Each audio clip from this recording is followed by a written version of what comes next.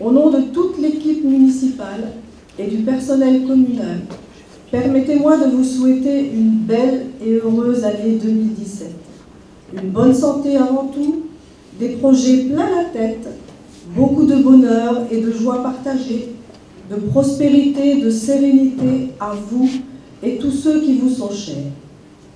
Bien entendu, on la voudrait sans nuages, mais les images que renvoie le monde sont loin d'être idéales.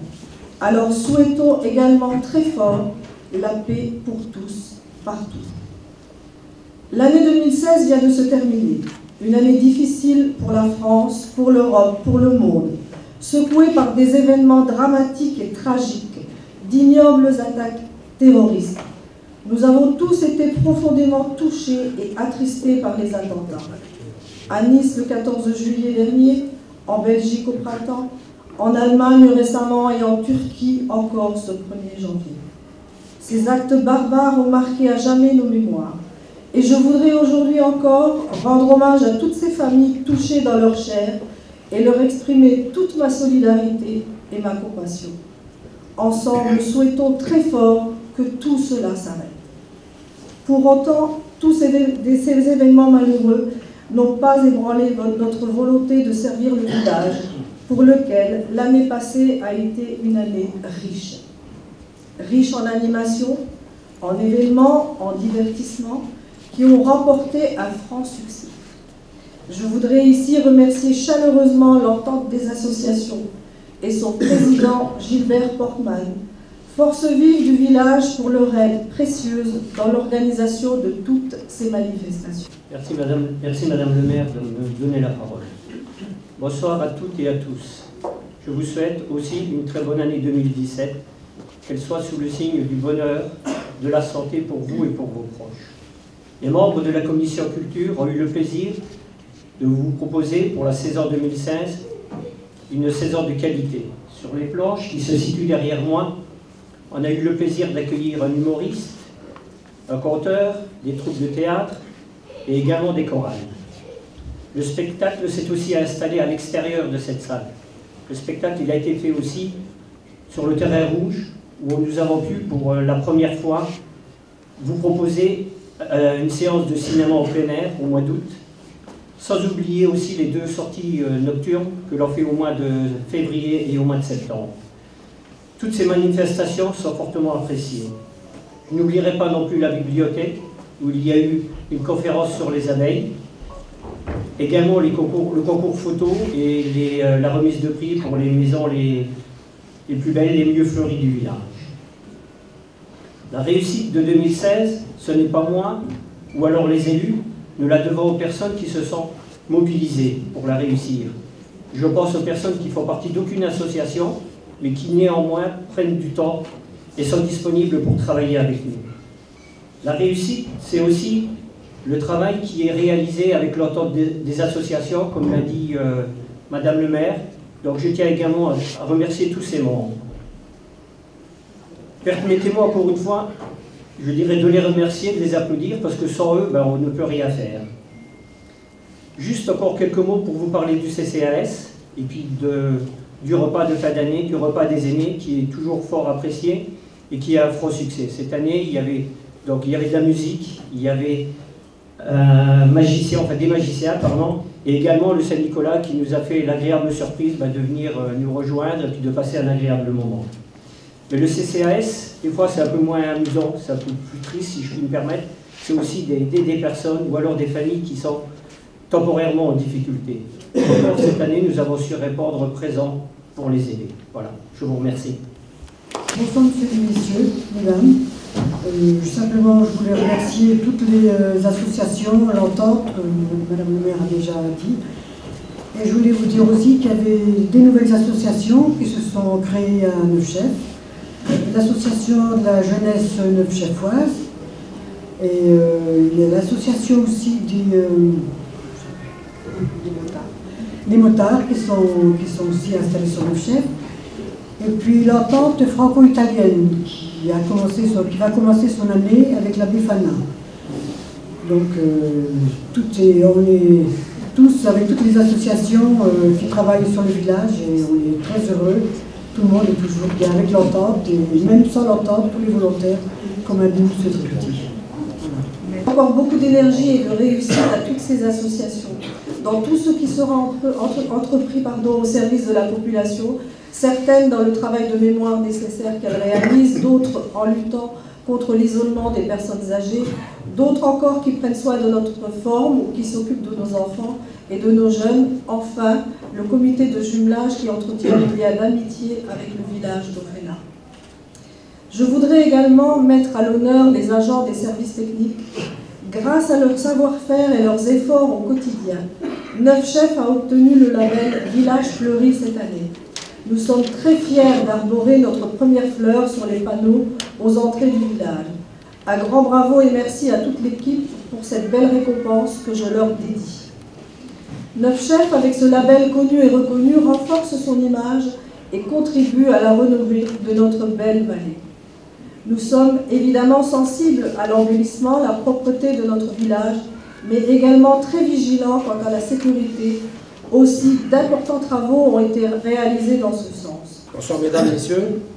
Je vous présente également mes meilleurs vœux pour l'année 2017. Et je vais commencer par mettre en avant un chantier où la mairie de Neuf Chefs n'était pas maître d'œuvre.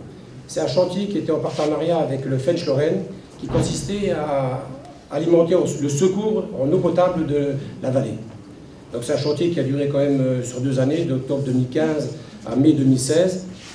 Et c'est un chantier qui, 2,5 km, qui a relié le Wago de Château d'eau de Route Blanche jusqu'à la station d'épuration de Bellevue sur la route de Saint-Nicolas-en-Forêt. Donc c'est un chantier qui s'est bien passé, malgré que Neuf Chefs n'en profite pas trop, puisque c'est le secours de la vallée. Mais on a été une mairie partenaire là-dessus. Voilà, c'est ce que je voulais mettre en avant, parce que l'année dernière, j'avais oublié d'en parler. En ce qui concerne nos travaux, la mairie a mis cette année près de 400 000 € sur les chantiers que nous avons engagés, que je vais donc vous détailler. On a fait une partie de rénovation des voiries, donc on a fait rue de la Forêt et Coteau-Fleury, avec quelques petites améliorations pour ne pas rester dans le simple mode de la réfection. Donc sur le Coteau-Fleury, il y avait une problématique de parking, où les engins, les camions et poubelles et les déneigeuses n'arrivaient pas à passer, donc on a créé des places de parking qui aujourd'hui sont respectées, parce que je vais faire de temps en temps. Et rue de la Forêt, nous avons créé 2 passages piétons PMR, dont un qui n'existait pas. Donc les travaux engagés sur cette réfection de voirie, c'était aux alentours de 86 000 €. Ensuite, on avait gros travaux de réhabilitation du réseau de collecteurs unitaires de la rue Chérez, où on avait depuis quelques années les habitants du bas de la rue, 600 particuliers qui étaient tous les hivers noyés. Donc ils avaient 3 de 40 cm, et donc cette année on a entrepris d'essayer de faire quelque chose pour eux. Donc on a engagé 19 000 € avec la société Téléred qui nous a fraisé le collecteur. Et donc je pense, j'ai rien entendu jusque-là, bon, il n'y a pas eu de grosse précipitation, mais les gens de la rue Chérez, je pense qu'ils vont avoir le pied au sec. Ensuite, on a engagé sur la départementale, au niveau de notre maternelle, pour que les enfants de la maternelle puissent aller en toute sécurité à la cantine scolaire. Donc on a créé un passage surélevé avec feu rouge. Donc aujourd'hui il est en fonction, ce qui nous a permis 2 choses. Une, de sécuriser le passage pour les enfants, et 2, de réduire la vitesse qui était quand même excessive sur cette autoroute départementale. Il y a à peu près 2000 voitures jour qui passent dans les 2 sens. Donc c'est quand même un projet qui va dans le bon sens de la sécurité. Ensuite, on a entrepris aussi la rénovation de l'éclairage public. Donc on avait un quartier, Coteau-Fleury, qui est encore en cours de mission, où on avait des gros problèmes d'éclairage. Donc là, on a entrepris de remplacer les 18 luminaires et le câble d'alimentation qui était défectueux aussi. Donc les travaux sont encore en cours. Les habitants du quartier, ils ont encore quelques désagréments, mais le chantier se terminera le 31 janvier. Donc je pense qu'après, il sera pas mal, quoi. On va dire tout neuf, de couleurs. Voilà. Non. Ensuite, on a engagé quelques travaux ici au CMS. Donc on a dû désamianter les chaudières avant que la société nous les remplace. Donc le désamiantage des chaudières, c'était quand même à partir de mairie. coûtait quand même 14 000 €. Et on a entrepris quelques travaux à la salle dans la cuisine, la salle des fêtes. On a remplacé les fours, la vaisselle, parce que la cuisine était un peu légère. Donc, ensuite, on a fait des travaux sur les écoles. On a rénové les salles de classe complètement. Et périscolaire également, des travaux. Voilà. Donc, c'est les gros travaux qu'on a entrepris. Je laisserai Madame le maire pour les futurs travaux de cette année. Elle vous en parlera tout à l'heure.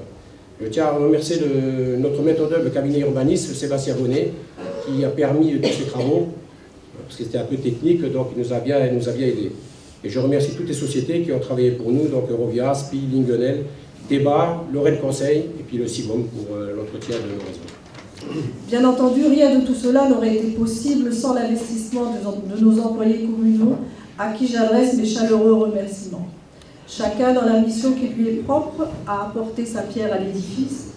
J'en profite également pour vous annoncer que Mme Lydie Ludwigsack prendra à partir du 1er février la direction des services en remplacement de M. Boudard, qui a demandé une mutation dans une autre collectivité. À tous deux, je souhaite bonne route dans leurs nouvelles fonctions et missions. De mon côté, j'espère que tous les projets mis en œuvre au cours de cette année par l'équipe municipale ont satisfait les attentes de nos habitants. Notre souhait, je le rappelle, étant de rendre notre commune la plus agréable possible et que les aménagements et infrastructures répondent à leurs besoins. Et ce n'est pas évident tous les jours avec un budget contraint. Nous sommes tous d'accord sur ce point. J'adresse tout particulièrement mes remerciements aux adjoints constamment sur le terrain, ainsi qu'aux conseillers municipaux qui m'apportent le soutien dans toutes les démarches entreprises. Disponibles et efficaces, ils sont proches de vous. Je vous rappelle que tous les samedis, vous pouvez venir les rencontrer lors de permanences en mairie. Des remerciements reconnaissants aussi à leurs familles et à la mienne qui ont appris à partager leur moitié pour l'intérêt général. Mesdames et messieurs, oui, la vie communale est prenante, oui, elle est passionnante. Merci également à Karine Philo pour leur précieuse aide lors de nos manifestations et pour l'animation de la danse en ligne. À Madame Danielle Seca et Monsieur Dubois pour leur intervention bénévole dans le cadre des NAP auprès des enfants. J'ai également une pensée émue aujourd'hui pour notre Saint-Nicolas, Monsieur Portman-Pierre, qui pendant de nombreuses années a fait la joie de nos enfants dans les écoles et qui est parti rejoindre les étoiles après sa dernière tournée de 2015. Du fond du cœur, je le remercie là où il se trouve.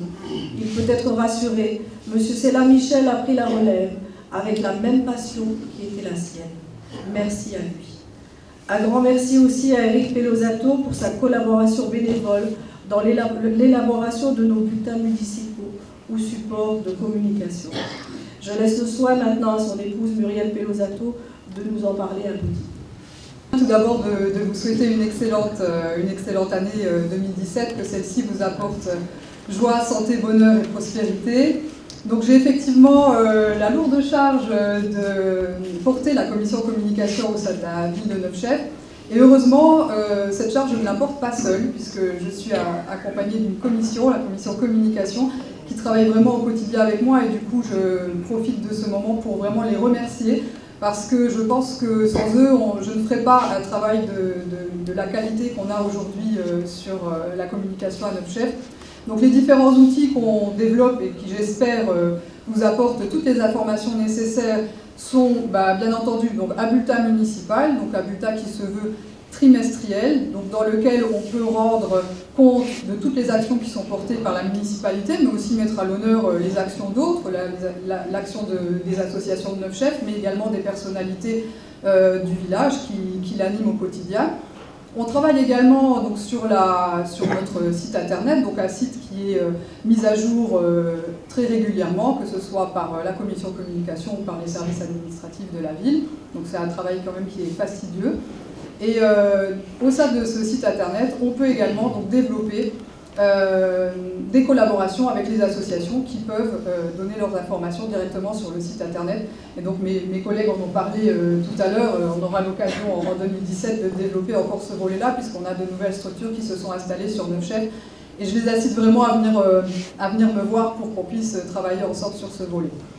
Donc une page Facebook aussi, donc, qui nous permet de vous apporter des informations, on va dire, en direct et de manière très simultanée sur la vie du village et les actions qui y sont portées. Et enfin, cette année, comme l'année dernière, on a également le plaisir de proposer aux habitants du village un agenda qui leur permettra d'avoir les informations nécessaires sur le village, mais également voilà, de l'avoir toujours à portée de main et de s'en servir au quotidien. Pour terminer, l'année dernière, je me tenais devant vous à cette même époque et donc avec un projet qui malheureusement n'a encore pas vu le jour en 2016, mais je vous le promets pour 2017, puisque c'est quelque chose qui nous tient vraiment à cœur.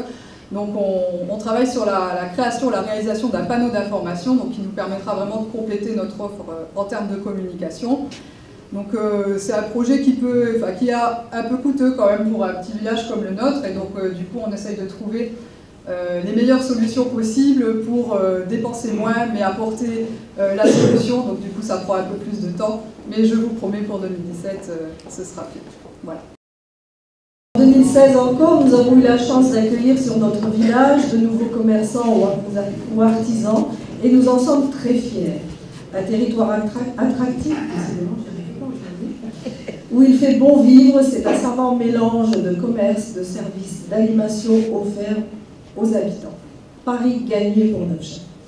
Aux nouvelles enseignes, je souhaite la bienvenue et à tous les commerçants ou artisans une année féconde et prospère. Je voudrais encore saluer le travail des enseignants qui jouent un rôle essentiel dans l'épanouissement de nos enfants et les services du périscolaire qui n'ont pas compté leurs efforts tout au long de l'année pour assurer aux enfants un accueil de qualité. Des changements également ont eu lieu de ce côté-là et c'est Mme Fabella Rita, adjointe aux affaires scolaires et périscolaires, de vous en parler à vous. Mesdames, Messieurs, bonsoir. Je vais être très bref, c'était long. Donc, quelques changements, comme le pédibus, la mise en place du pédibus, la cantine scolaire qui a changé de prestataire, et voilà, j'ai oublié, mais peu importe, des changements, et je remercie, et nous remercions tous, particulièrement tous, enfin, toutes les personnes qui ont participé à la réalisation de tous ces projets. Nous en aurons d'autres pour 2017 et Madame le maire va vous en parler. Bonne année à tous. Donc, et pour 2017, que vous réserve-t-il? Un beau calendrier, bien sûr, rempli pour votre divertissement et des travaux importants. En effet, la communauté d'agglomération du Val de Fensch, dans le cadre de l'opération Cœur de Ville, Cœur de Fensch, va entreprendre dès cette année la réfection complète de la rue des Écoles. Ces travaux comprennent l'enfouissement des réseaux d'éclairage public, la rénovation de la voirie et des aménagements divers. C'est une véritable aubaine pour la commune qui bénéficiera d'une amélioration considérable de son cadre de vie sans participation financière. Nous pouvons saluer cette solidarité communautaire. La vallée a besoin de soigner et de valoriser son image. C'est une des priorités pour la communauté et le village de Neufchef lui en est reconnaissant. De notre côté, nous en profiterons pour mettre en accessibilité la mairie. Les économies réalisées sur ce poste pourront être investies dans un autre projet qui nous tient à cœur, celui de la réhabilitation du bâtiment âtre, dans lequel nous avons choisi d'installer le service périscolaire. C'est une nécessité absolue, car le nombre d'enfants accueillis est en constante augmentation, et les structures actuelles, cantines comprises, sont à saturation. Une fois les diverses subventions obtenues, les travaux pourront démarrer. Nous l'espérons le plus rapidement possible, bien sûr. Effectivement, Carla, le financement des travaux Cœur de Ville par la communauté d'Aglo est inespéré. Neufchef n'aurait pu réaliser de tels investissements dans un laps de temps aussi court. Nous avons des urgences, comme la réhabilitation de l'âtre, et cela risque d'être un peu plus compliqué. Le financement reste à finaliser, et cela ne sera pas chose aisée. Car entre un budget de fonctionnement incompressible et un budget investissement non extensible, il faut aller au plus urgent, lister les priorités et gérer les imprévus. Imprévus qui sont hélas nombreux. Mais comme on ne peut dépenser plus d'argent que l'on a, les budgets sont équilibrés et le seront encore en 2017. J'ai ici les comptes 2016 de la commune. Mais j'invite à vous les commenter. Comment vous assistiez? Par manque de temps. Bon. Alors, rendez-vous fin mars en mairie, les résultats 2016 et le budget 2017. Merci. Que cette année 2017, qui vient juste de commencer, soit une année sereine, heureuse, épanouissante pour vous et tous ceux qui vous sont chers. Qu'elle voie l'accomplissement de tous vos rêves. Qu'elle vous garde tous en excellente forme et en bonne santé. Qu'elle soit également l'année des bons choix, les choix qui préservent les valeurs de notre République auxquelles nous tenons tant, la liberté, la fraternité et l'égalité. Je dirais aussi la tolérance et le respect des uns et des autres. Pour le village, nous la voulons sereine, solidaire, animée et festive, avec des événements à ne pas manquer au fil des mois. Événements autour desquels les élus que nous sommes auront beaucoup de plaisir à vous retrouver. Même si le quotidien n'est pas toujours facile, le courage, la ténacité et la volonté qui nous animent nous permet de travailler et d'avancer ensemble pour apporter toujours plus à notre village. Enfin, et c'est important, que cette année soit une année de paix, pleine et entière, pour le monde. C'est bien sincèrement que je vous adresse ces vœux, en mon nom et celui du conseil municipal et du personnel communal, ainsi qu'une pensée amicale à Antonio Silveri, maire d'Ofena, à son conseil municipal et à tous nos amis d'Ofena qui, je sais, suivent l'actualité de près. Je terminerai en vous disant, en citant plutôt, la joie est dans tout ce qui nous entoure. Il suffit de savoir l'extraire, écrivait Confucius. Et si nous démarrions l'année avec cette citation comme fil conducteur, tout simplement en posant un autre regard sur les tracas quotidiens, en apprenant à ne retenir que ce qui est positif, en redonnant de l'espoir et de l'espérance. C'est peut-être ainsi que nous pourrons combattre la morosité ambiante. Difficile? Non. Essayons ensemble. Je vous remercie vraiment du fond du cœur de m'avoir écouté. Bonne année à tous et puis continuons ensemble le chemin. Voilà.